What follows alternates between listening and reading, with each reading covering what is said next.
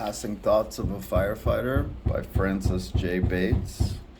Chapter 2, My First Alarm. After a prolonged period of study of the Massachusetts Division of Civil Service Fire Manual, I made application to take the examination for a fireman in the city of Salem. In conjunction with the written exam,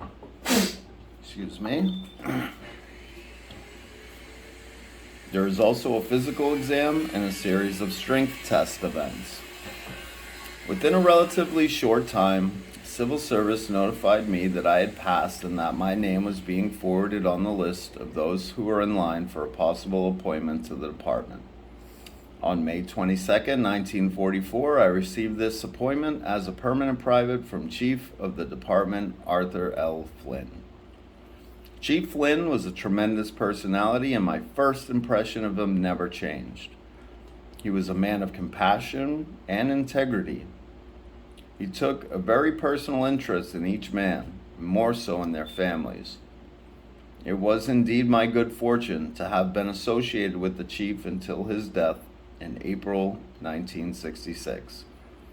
Even after his retirement, 1959, his interest for the department was high. Often, he would drop into the station just to say hello.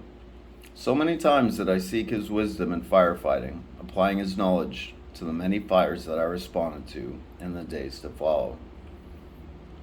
My orders for May 22nd, 1944 were to report to headquarters for night duty, starting at 5:50 p.m.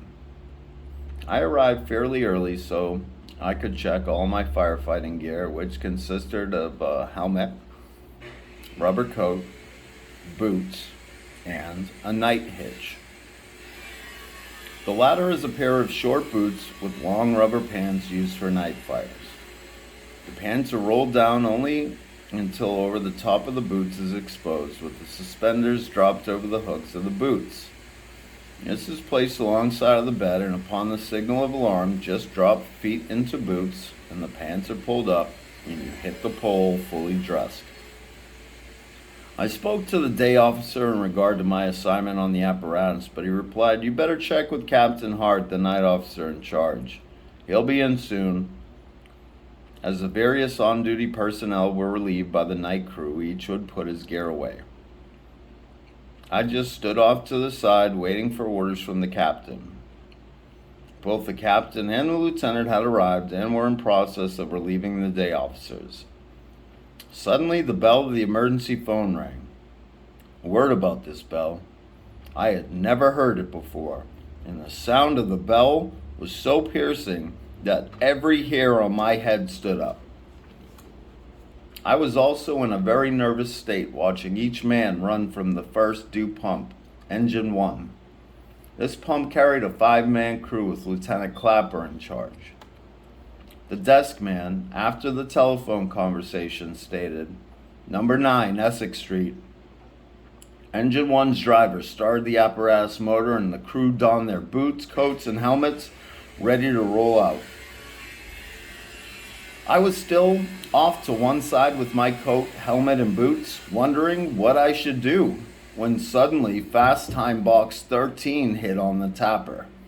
The assignment for this box was, as I found out later, for the same fire, number 9 Essex Street, which included Engine 3, Captain Hart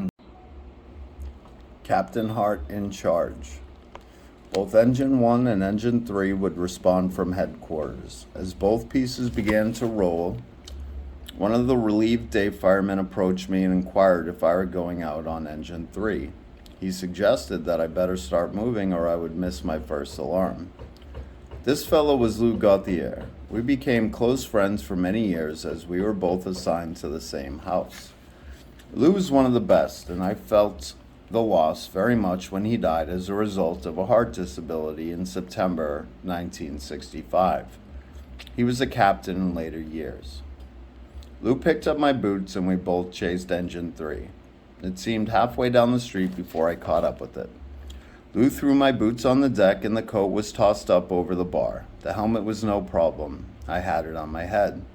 I never forgot Lou for his assistance. I managed to get on the back of the apparatus and hung on the bar with my hands, riding each bunch. Strange, but your feet just leave the tailboard when a bump is struck by the wheels. When you come down, the tailboard that you were standing on had better be there. I felt like a jumping jack going up and down. The siren was wide open, sending its eerie sound through the air, pushing traffic to the right. It suddenly dawned on me that I had no boots and no coat on, so hanging on by one hand, I reached down to untie my shoelace.